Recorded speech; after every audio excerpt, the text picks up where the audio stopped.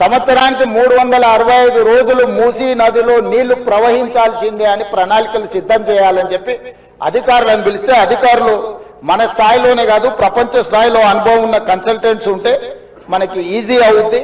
వాళ్ళు ఇచ్చే నివేదికలు అంచనాలు సూచనలు మనకు ఉపయోగపడతాయని చెప్పి గ్లోబల్ టెండర్ పిలిచిన అధ్యక్ష కన్సల్టెంట్ కోసం. అందులో జాయింట్ వెంచర్ కన్సార్షియం కింద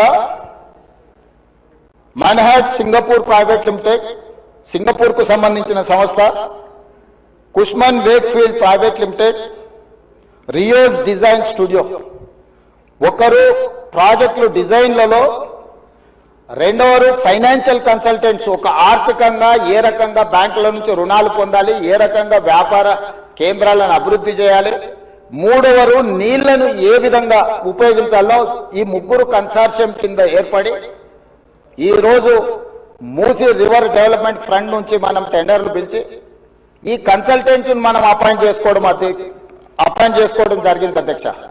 ఈ మూడు వ్యాపార సంస్థలు కలిసి జాయింట్ వెంచర్ కింద ఈరోజు మనం మూసీ నది ప్రక్షాళన, మూసీ నది పునరుద్ధరణకు కన్సల్టెంట్గా ఉండి ఈరోజు నివేదికలు తయారు చేస్తున్నారు అధ్యక్ష.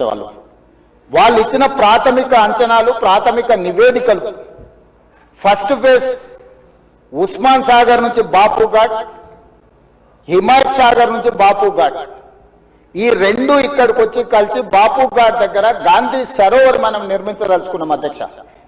ఇది 9.5 కిలోమీటర్లు ఉంది గండిపేట నుంచి బాపు ఘాట్ వరకు. హిమాయత్ సాగర్ నుంచి బాపు ఘాట్ వరకు 11.5 కిలోమీటర్లు ఉంది అధ్యక్ష దాదాపుగా. ఈ రెండు కలిస్తే ఒక వి షేప్ లో అభివృద్ధి జరుగుతుంది. ఇది 21 కిలోమీటర్లు. గండిపేట పైన వికారాబాద్కి ఇంకా ప్రణాళికలు సిద్ధమవుతున్నాయి అధ్యక్ష.